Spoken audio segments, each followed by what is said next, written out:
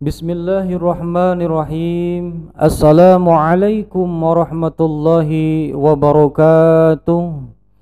Alhamdulillahi rabbil alamin. Assalatu wassalamu ala sayyidina Muhammadin wa ala alihi wa ashabihi ajma'in. Amma ba'd. Anak-anakku, siswa dan siswi kelas 11, pada pelajaran pendidikan agama Islam dan budi pekerti bab keempat, kita akan belajar tentang tata cara khutbah, dakwah, dan tabligh. Baiklah, yang pertama adalah khutbah. Khutbah berasal dari bahasa kalimat khataba yakhtubu khutbatan, bermakna memberi nasihat dalam kegiatan ibadah seperti sholat. Ada sholat Jumat, ada Idul Fitri, Idul Adha, sholat istisqa, sholat khusuf, gerhana matahari, ataupun khusuf, gerhana bulan, ketika wukuf di padang Arafah bagi jamaah haji, dan khutbah dalam pernikahan. Menurut istilah, khutbah berarti kegiatan ceramah atau nasihat kepada sejumlah orang muslim dengan syarat dan rukun-rukun tertentu yang berkaitan langsung dengan kesahan atau kesunahan dalam beribadah. Misalnya khutbah Jum'ah untuk sholat Jum'ah, khutbah nikah untuk kesunahan dalam kegiatan akad nikah, khutbah diawali dengan bacaan alhamdulillah, kemudian sholawat, wasiat taqwa, dan doa. Bahwa khutbah termasuk aktivitas ibadah. Oleh karena itu, khutbah tidak bisa ditinggalkan karena akan membatalkan rangkaian aktivitas ibadah. Contohnya, apabila sholat Jum'ah tidak ada khutbahnya, maka sholat Jum'ah tidak menjadi sah hukumnya. Apabila wukuf di Arafah juga tidak akan sah ketika tidak ada khutbah bagi para jamaah haji yang sedang wukuf di Arafah. Kemudian macam-macam khutbah. Umumnya pelaksanaan khutbah itu dapat dikelompokkan menjadi 3 bagian, yaitu sebagai berikut. Yang pertama, khutbah yang dilakukan sebelum sholat, misalnya khutbah Jumat. Yang kedua, khutbah yang dilakukan sesudah sholat, misalnya khutbah sholat Idain, yakni sholat Idul Fitri dan sholat Idul Adha. Sholat khusuf gerhana bulan dan sholat kusuf gerhana matahari, sholat istisqa, sholat meminta hujan, dan khutbah pada saat wukuf di padang Arafah pada tanggal 9 Zulhijjah bagi para jemaah haji. Yang ketiga, khutbah yang tidak berkaitan dengan sholat, misalnya khutbah dalam kegiatan akad nikah. Kemudian syarat-syarat menjadi khatib atau orang yang melakukan khutbah. Yang pertama adalah dia seorang muslim yang sudah baligh dan berakal sehat. Yang kedua, mengetahui syarat, rukun, dan sunah-sunah dalam khutbah. Yang ketiga, suci dari hadas baik badan maupun pakaian, serta auratnya tertutup. Yang keempat, tartil dan fasih saat mengucapkan atau melafazkan ayat-ayat Al-Quran dan hadis Rasulullah SAW. Kemudian yang kelima, memiliki akhlak yang mulia dan tidak tercela di mata masyarakat umumnya. Yang keenam, suaranya jelas dan dapat dipahami oleh para jamaah yang ada. Yang ketujuh, penampilannya rapi dan sopan. Kemudian syarat-syarat 2 khutbah dalam sholat Jum'ah. Yang pertama, khutbah sholat Jum'ah dilaksanakan sesudah waktu sholat zuhur masuk. Selesai khutbah dilanjutkan dengan sholat Jumat. Berbeda dengan khutbah pada sholat Idain atau sholat khusuf dan sholat kusuf, serta sholat istisqa yang khutbahnya dilaksanakan setelah selesai melaksanakan sholat. Yang kedua, khutbah dilakukan dengan berdiri. Namun, jika tidak mampu dalam keadaan uzur, diperbolehkan dilakukan dengan cara duduk. Yang ketiga adalah duduk sebentar di antara dua khutbah. Yang keempat, suara khutbah harus jelas dan dapat didengar oleh para jamaah. Saat sekarang ini, pengurus masjid dapat menggunakan pengeras suara dan monitor, sehingga para jamaah yang berada jauh atau di ruang lain dapat melihat dan mendengar suara khatib yang sedang berkhutbah. Yang kelima, tertib, yakni dimulai khutbah pertama, kemudian duduk di antara dua khutbah, dilanjutkan dengan khutbah yang kedua. Berikutnya, rukun khutbah Jumat. Yang pertama adalah membaca alhamdulillah pada kedua khutbah di awal. Kemudian membaca dua kalimat syahadat, asyhadu an la ilaha illallah wa asyhadu anna Muhammadar Rasulullah. Yang ketiga, membaca salawat kepada Rasulullah Muhammad sallallahu alaihi wasallam. Yang keempat adalah berwasiat takwa kepada dirinya sendiri, khatib, dan untuk semua jamaah yang hadir, berisi ajakan untuk meningkatkan iman, ketakwaan, ibadah, serta memperbanyak amal solih, meninggalkan perbuatan-perbuatan dosa dan kemaksiatan, agar mendapatkan ridho Allah dan kebahagiaan dunia dan akhirat. Yang kelima adalah membaca satu atau beberapa ayat suci Al-Quran. Ayat yang dibaca sebaiknya adalah berkaitan atau sesuai dengan topik yang akan disampaikan dalam tema khutbah. Yang keenam adalah berdoa pada khutbah yang kedua untuk memohon ampunan kepada Allah, kesejahteraan, keselamatan bagi kaum muslimin dan muslimat, baik dalam kehidupan dunia maupun kelak di akhirat. Selanjutnya ada beberapa perbuatan yang disunahkan ketika berkhutbah. Yang pertama, khatib memberi salam pada awal khutbah dan menghadap ke arah jamaah. Kedua, khutbah disampaikan di tempat yang lebih tinggi, biasanya dilakukan di atas mimbar. Yang ketiga, khutbah disampaikan dengan kalimat yang jelas, sistematis, dan temanya disesuaikan dengan situasi dan kondisi yang aktual yang saat itu terjadi. Yang keempat, khatib hendaklah memperpendek khutbahnya, jangan terlalu panjang. Sebaliknya, salat Jum'ahnya saja yang diperpanjang. Yang kelima, khatib disunahkan membaca Quran surat Al-Ikhlas saat duduk di antara dua khutbah. Yang keenam, khatib menertibkan rukun-rukun khutbah, yaitu dimulai dengan membaca alhamdulillah sampai rukun yang terakhir, yakni berdoa untuk kaum muslimin. Berikutnya ada adab ketika akan melaksanakan sholat Jumat. Yang pertama adalah menyegerakan berangkat ke masjid lebih awal. Kemudian yang kedua, membiasakan mengisi barisan terdepan yang masih kosong terlebih dahulu, lalu lakukan sholat sunnah tahiyatul masjid, atau boleh kemudian dilanjutkan dengan sholat qobliyah sebanyak 2 rakaat.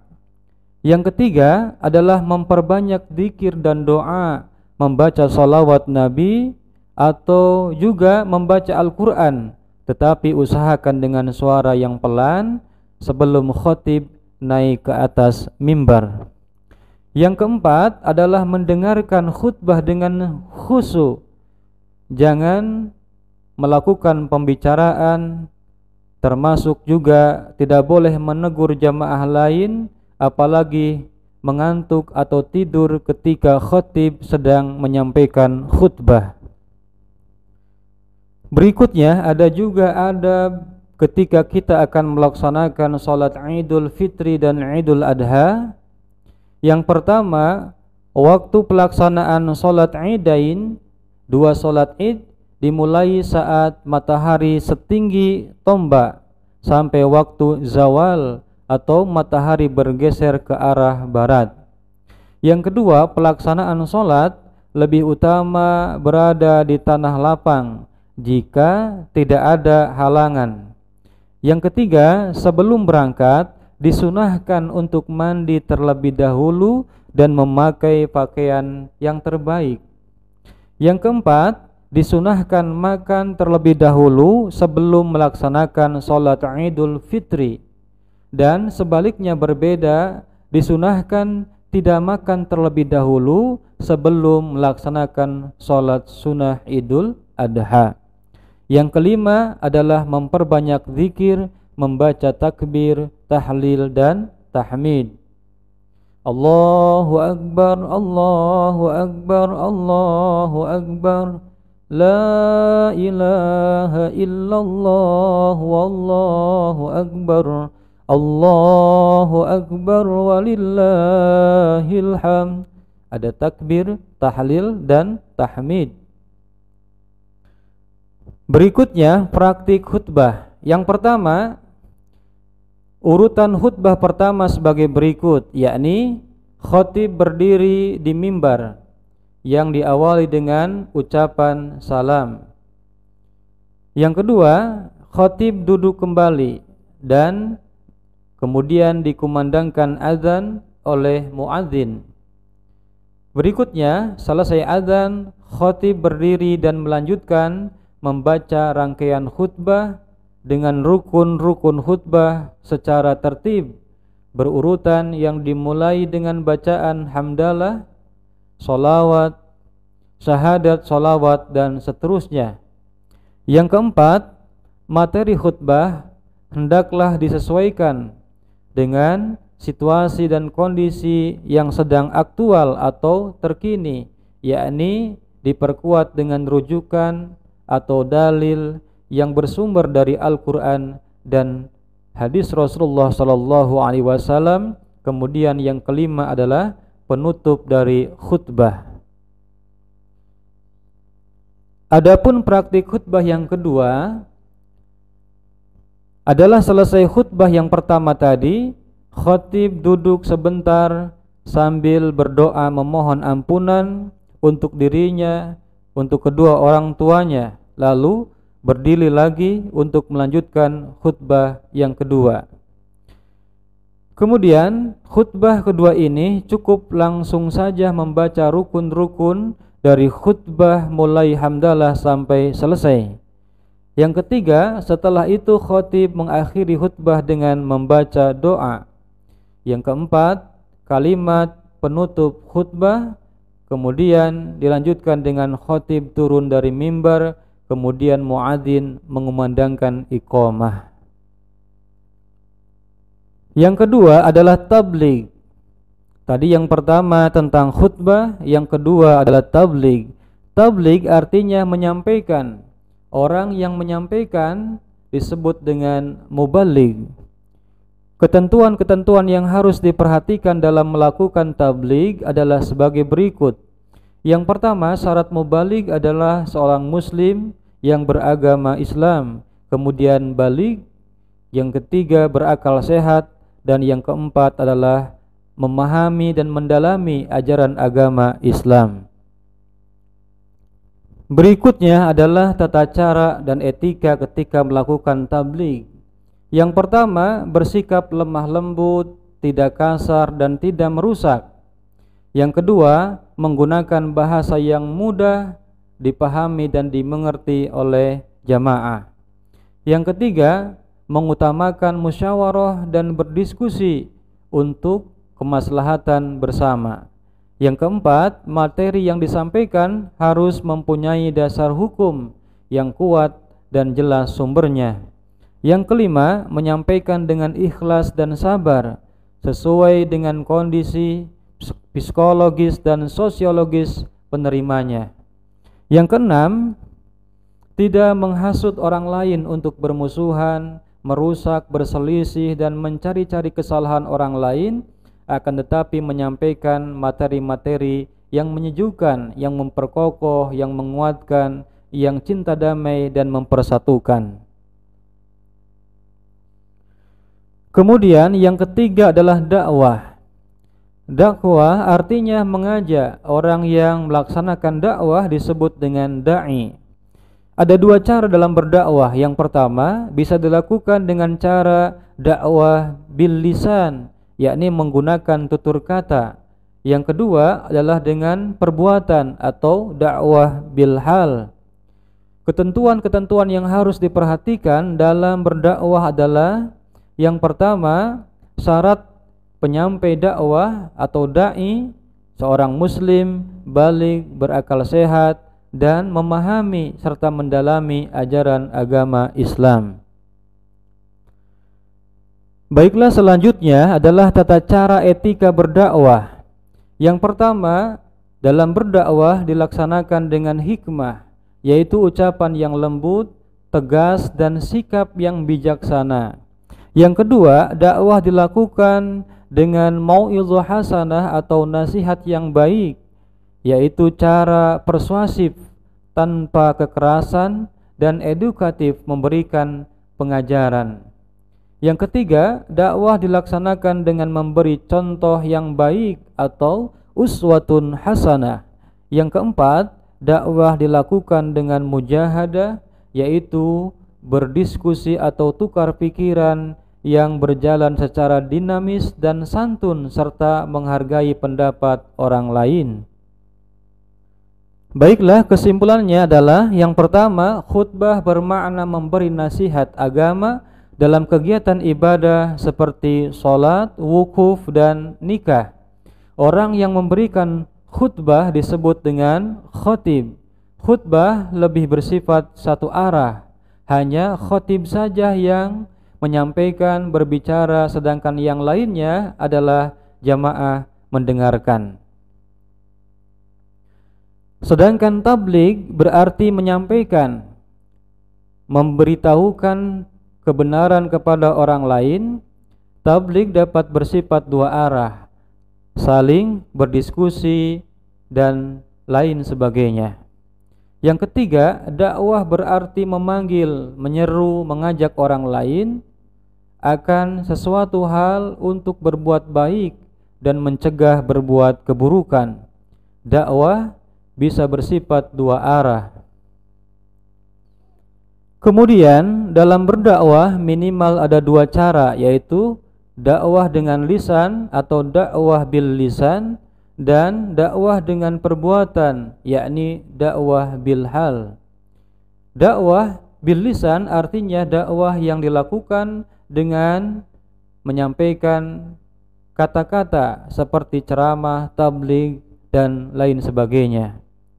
Adapun dakwah bil hal artinya adalah dakwah yang dilakukan dengan cara perbuatan seperti melakukan menyantuni fakir miskin, yatim piatu, menyumbang untuk fasilitas sosial dan lain sebagainya yang bermanfaat di tengah-tengah kehidupan masyarakat.